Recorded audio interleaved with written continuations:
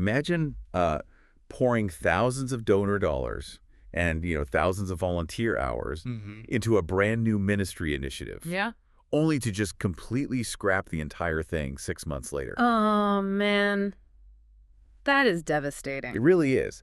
I mean, in the professional world, we usually brace ourselves for like a 10, maybe 20% failure rate as a manageable margin of error. Right. Just the cost of doing business. Exactly. But in the world of project management, total collapse isn't a rare nightmare. It's actually the statistical norm. Wow. Yeah. Nearly two-thirds of all projects fail to meet their goals. They just become this graveyard of good intentions, Yeah. buried under unclear outcomes, lack of leadership support, completely unrealistic timelines. And today, well, we are fixing that.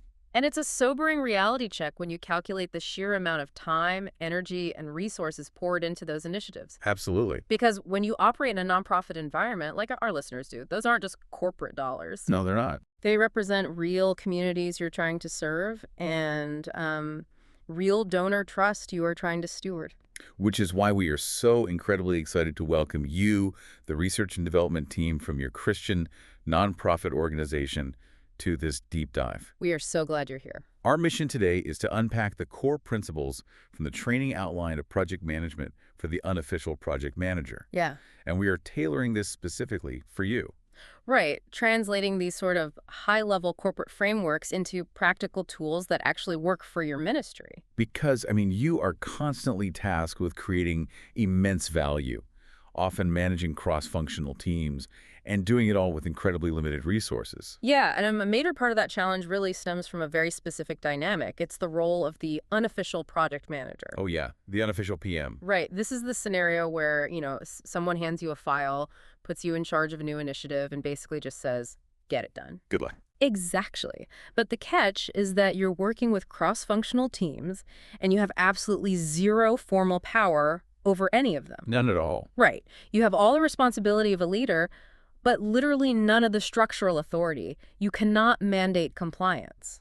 It's like trying to organize a neighborhood block party. Oh, that's a great way to look at it. Yeah, you're the one holding the clipboard, you're tracking the RSVPs. Yeah.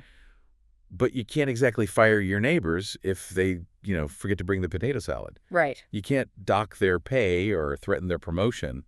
You just have to somehow inspire them to actually want to show up and participate. That analogy just hits the nail on the head because it highlights the reality of what the source calls the daily whirlwind. The whirlwind. In your R&D work, you rely on volunteers or maybe colleagues from entirely different departments like IT or marketing or donor relations. And they're all super busy. Exactly. All of these people have their own actual day jobs and competing priorities. When their inbox is flooded, your project is probably the first thing they're going to drop. Sad but true. So if you don't have direct formal authority to force their hand, you have to cultivate what we call informal authority. Right. And informal authority, it doesn't come from, like, an impressive title on your email signature. No, definitely not. It is built entirely on your character and your capabilities. Yeah. People choose to follow you because you're a good listener or because you clearly articulate what you expect from them. Yeah, because you have a track record of being trustworthy. Think about your own projects this week, How often are you relying on influence rather than a direct command to get things moving? I'd bet quite a bit. Oh, in an R&D department, you are probably relying on it constantly. For sure. And cultivating that informal authority, it requires a highly intentional approach to how you interact with your team. Right. The behaviors. Yes. There are 5 foundational behaviors that really form the bedrock of leading people without formal power. So what's the first one? The first behavior is to listen first. Empathy is really the mechanism that unlocks better ideas. Oh, that's good. When volunteers and cross-functional team members feel genuinely heard, they are far more likely to share the hidden risks they see in a project or offer really innovative solutions. Because they feel safe. Right. If you just dictate terms to them, they will keep their heads down and keep their insights to themselves. Yeah, that makes sense. And then the second behavior is to clarify expectations. This is a huge one. It is. There is a brilliant quote from the text. The great enemy of communication is the illusion of it. Oof. Yes. We completely fool ourselves into thinking people understand what we mean just because words left our mouths. Right, like, I said it, so obviously they get it. Exactly. But as a project manager, you actually have to act as a mirror. You reflect back what was discussed to ensure everyone has a clear, unambiguous picture of what is expected. Which leads right into behavior number 3, which is extend trust. Okay, extending trust. This works because it builds psychological safety. When you give your team members the autonomy to execute a task without, micromanaging them every step of the way, you signal that you believe in their competence. Right, you're not hovering over their shoulder. Exactly. And that psychological safety actually motivates people to work harder to prove your trust was well placed. That's powerful. Then number 4 is practice accountability. Now, this is frequently misunderstood as a punitive measure like slapping wrists when people fall behind. Right, like being the bad cop. Yeah, exactly. But it's actually about modeling promise keeping. Yeah. If you, as the project manager, are late with your own deliverables, you instantly lose the informal authority to hold anyone else to their deadlines. 100%. Accountability always starts with your own behavior. And then the final behavior is demonstrate respect. Yes. Fostering emotional maturity on a team actually speeds up the project. Because when people feel fundamentally respected, differences of opinion are aired out clearly. Right. You don't waste precious weeks navigating bruised egos or reading passive-aggressive emails. The worst. And there is a really vivid way to visualize what happens when these behaviors are faked. Oh, the watermelon. Yes, the watermelon analogy. Think of a watermelon. If these 5 behaviors, listening, clarifying, trusting, accountability, and respect, if they're just a superficial facade and don't stem from your genuine inner character, your project is a watermelon. Looks great on the outside. Exactly. Nice, solid, and green on the outside, but the moment you cut into it, it's just one big, mushy mess. Right. People can spot a fake, you can memorize all the project management jargon in the world, but if the underlying character isn't there, the team will completely disengage. Okay, I want to push back on this for a second, though. Sure. Specifically for our listeners who are in a really busy R&D department. Yeah. When you're constantly fighting against the clock, trying to get like a massive new ministry initiative off the ground before an end-of-year donor deadline. The pressure is real. Right. Does spending time listening first and managing feelings and building emotional trust, does that not just slow down the actual work? I hear you. In the real world, is it truly worth the time investment when the clock is ticking so loudly? It's a really common concern, and it's a trap many managers fall into when the pressure is on. But the source material makes it clear. Skipping these foundational behaviors to save time guarantees you will end up merely managing the process instead of leading the people. Managing process versus leading people. Right. Managing a process, just moving names around on a spreadsheet, that ultimately creates very little value if the people actually executing the tasks are disengaged or confused. That's a great point. Furthermore, in the context of a Christian nonprofit, these behaviors are not just clever management strategies to squeeze productivity out of volunteers. No, of course not. They are the actual reflections of your organization's core values. Demonstrating respect and practicing accountability is how you live out your mission internally before you ever take it to the communities you serve. That is so true. So the relationships are the engine. We have to build the engine first. Right. But an engine needs a steering wheel, which brings us to the actual project management cycle. Scope, plan, engage and adapt, track, and close. Let's start with scoping. Yeah, let's look at scoping the project. The what and the destination. Imagine blindfolding a group of people, taking them to a massive open field, and asking them to walk in a perfect straight line. They will invariably start walking in circles. Every single time. Yeah, because one leg naturally strides slightly longer than the other, and without a visual focal point, the human body just cannot maintain a straight trajectory. So if we aren't crystal clear on the destination of our project, we're basically asking our team to walk blindfolded. That's exactly it. We wander around doing rework, second-guessing the initial idea, and eventually we get smothered by scope creep, which is when a project just bloats out of control because there were no boundaries. Right. Scoping the project is taking the blindfolds off. And taking the blindfolds off requires a really crucial step called front-loading. Front-loading, what does that look like practically? This means identifying and interviewing your key stakeholders very early on. You cannot fall into the trap of assuming you already know what they want or deciding you simply don't have the time to ask them. Right, jumping the gun. Exactly. For an R&D team, these stakeholders could be your major donors, your executive ministry leaders, or, the specific vulnerable communities you are trying to help. But asking stakeholders what they want can quickly turn into an interrogation if you aren't careful. Oh, absolutely. A really practical tool to navigate this is the question funnel. I love the question funnel. It's so helpful. You start wide at the top of the funnel with open questions. Like, how do you define success on this new community outreach program? And you just let them talk and share their vision. Just letting them brainstorm. Right. Then you move to the middle of the funnel with detailed questions. Could you tell me more about what that specific logistical feature looks like to you? Getting a bit more granular. Exactly. And finally, at the narrow bottom of the funnel, you use closed questions. These are yes or no questions to lock in the alignment. So you say, so here is what I hear you saying.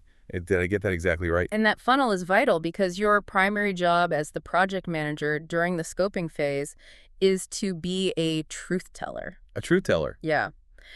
By driving down to those closed questions and documenting a clear project scope statement, you actually force the stakeholders to define reality. You prevent the project from becoming this never-ending wish list that just drains resources. I imagine starting with those open questions is easy. I mean, everyone loves talking about their grand vision. Of course. But in a ministry setting where people are highly passionate, forcing them down into those narrow, closed questions might feel like you are crushing their dreams. It can feel that way, yes. Because you have to pivot from being a dreamer to being the person saying, no, we actually can't build a community center with an Olympic pool on a $10,000 budget. Right. It is a really difficult pivot, but framing is everything here. You aren't crushing their dreams. You are fiercely protecting the mission's resources. That's a great reframe. A truth teller ensures that the organization actually delivers on its promises rather than, failing at some grandiose fantasy. Wow, yeah. So we have the destination through scoping. Now we need the map. The map, the plan phase. Right, which outlines the how. Yeah. And a massive component of planning is risk management. We have to identify the landmines before we even build the schedule. Definitely. There's a great framework for prioritizing and planning for risks using the acronym TAME, T-A-M-E. Let's apply TAME to a hypothetical R&D scenario for our listeners. Yeah. Suppose your team is developing a new digital curriculum platform for your overseas ministerial partners. Okay, good example. You brainstorm the risks. One risk is that your internal servers might crash under the global traffic. You can transfer that risk, that's the T, in TAME by hiring a cloud provider like AWS to handle the hosting instead of your local IT team. Make it someone else's problem. Exactly. Another risk might be that a few of the video modules will have audio bugs on launch day. Annoying, but not fatal. Right. You might just accept that risk, the A. You acknowledge it might happen. You have a small backup plan to patch it, but it isn't catastrophic enough to delay the entire launch. Right. But if a risk is more severe, like overseas partners not having enough internet bandwidth to stream the videos, you mitigate the risk. Yes, mitigate. You take proactive steps to lessen its impact, perhaps by building a feature that allows them to download the videos in low resolution overnight. Oh, that's smart. And finally, if a risk is fatal, like a proposed interactive chat feature potentially violating international data privacy laws. Yikes. Yeah, major yikes. In that case, you completely eliminate the risk. The E by changing your plan and dropping that feature entirely. So once the risks are tamed, you build the schedule around the critical path. The critical path is so important. It is the longest sequence of dependent activities that must start and end on time and be done with quality for the project to succeed.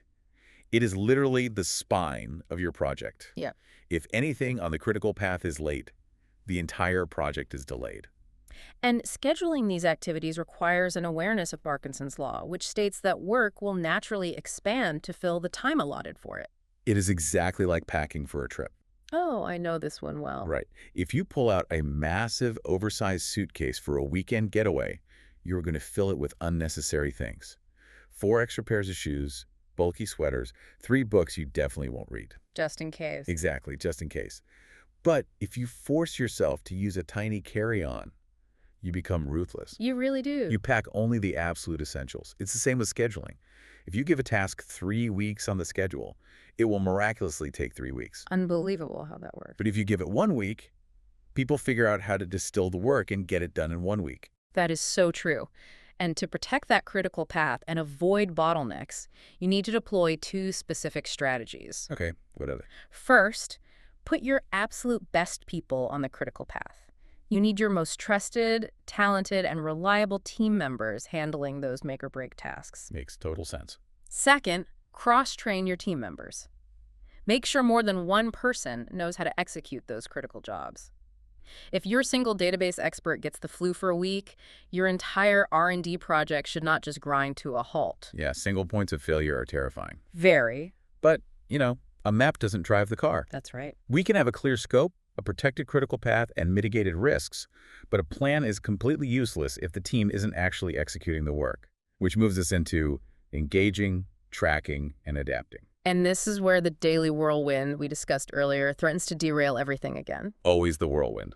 Because your cross-functional team members have other jobs, their commitment to your project will evaporate the moment their primary boss hands them an urgent task. So how do we stop that? Keeping them engaged requires establishing a cadence of accountability. This means regular, frequent, and highly focused accountability sessions. The perfect visual for this is a rugby scrum. A scrum. Yeah. Fast, packed tightly together with everyone pushing in the exact same direction. These aren't those long, drawn-out conference room meetings where half the table is zoning out on their laptops. No, please, no more of those. In every single scrum session, you do 4 things rapidly. Okay. First, you review the project schedule together, treating it like a visible scoreboard. Second, you have everyone report on the specific commitments they made in the last session. Out loud. Yes, out loud. Third, you have them make new commitments to keep the schedule moving forward. And finally, you clear the path, you uncover any roadblocks, and figure out who needs help. The reason the Scrum format works so well isn't just because it's short and efficient. It works because it leverages peer psychology. Oh, totally. When you have to look your cross-functional teammates in the eye every few days and admit whether you kept your promise, the social pressure overrides the distraction of their day jobs. Nobody wants to be the weak link. Exactly. They don't want to be the one person letting the team down. But as you run these scrums and track the progress, the reality on the ground is going to change. And this introduces a vital distinction for any R&D team. Understanding the difference between scope creep and scope discovery. Oh, this is a big one. It is. Scope creep is undisciplined. It's when you lazily say yes to new features or changes without thinking through the catastrophic implications on your time and budget. But scope discovery is entirely different. Let's say your R&D team is 6 weeks into developing a clean water well initiative for a specific region. Okay. But as your team gathers field data, you uncover evidence proving that the community's primary crisis isn't actually access to water, but a lack of agricultural training to utilize the water they already have. Wow. Okay. Right. The original plan was just wrong based on the new evidence. And in that scenario, a smart project manager pledges allegiance to the outcome and the value of the project, not strictly to the original scope statement document. That is such an important distinction. It really is the entire point of an R&D department. Discovering new, better ways to serve your nonprofit's mission is your mandate. Exactly. If a change drastically enhances the project's real-world value, you don't stubbornly resist it. You adapt the plan thoughtfully and transparently. Pledging allegiance to the value, not the document. That is a massive paradigm shift. Huge shift. It elevates the project manager from a mere task tracker to a strategic leader. Yes. So we've adapted, we've executed the plan, and now we reach the final phase of the cycle. Closing. The closing phase is frequently overlooked because teams are usually exhausted and ready to move on to the next fire. Just pack it up and go home. Right. But it is incredibly important. Closing involves formally confirming the project is actually done by walking through that original scope statement one last time with the stakeholders. Then you document the lessons learned. The key to a successful postmortem is asking what went well and what needs changing, without creating a defensive environment. Have to leave egos at the door. You really do. You have to remove the blame game. You just listen, document the friction points, and build a better system for next time. And crucially, you celebrate. Yes, please celebrate. A handwritten note, a coffee run, a shout-out, in a company-wide email people need to be recognized for the hard work they poured into the mission. Absolutely. And, synthesizing all of this for your R&D team reveals a profound truth. Effective project management isn't just about checklists and Gantt charts. Oh. It is about aligning every single task with your nonprofit's larger vision. Yeah. It is about creating tangible value. And most importantly, it is about leading people with deep, character-driven respect. That's the core of it. In successful, transparent projects, information is shared freely. Everyone knows what is working and what is failing. In failed projects, people work in paranoid silos, keeping their heads down and treating information like a closely guarded secret. It's night and day. Before we wrap up, I want to leave you with a final provocative thought. Yeah, let's hear it. If informal authority relies entirely on your character and your track record of keeping promises, what is one commitment you've let slide recently that might be quietly undermining your influence with your team? Ooh. Something to think about, right? Because if you're not managing your own promises, you can't lead others. That is a powerful question to reflect on. And that leads perfectly into our call to action for you this week. What should they do? Before your next cross-functional meeting, I want you to identify just one of those 5 foundational behaviors. Just pick one. Start small. Right. Whether it's intentionally listening first without interrupting to solve the problem, or taking the extra 5 minutes to clarify expectations using that question funnel we talked about. Intentionally practice it this week. Put it into action. See how it changes the dynamic of your ministry work and begins to build your informal authority? Thank you so much for joining us on this deep dive. It's been great. Keep learning, keep leading, and we will see you next time.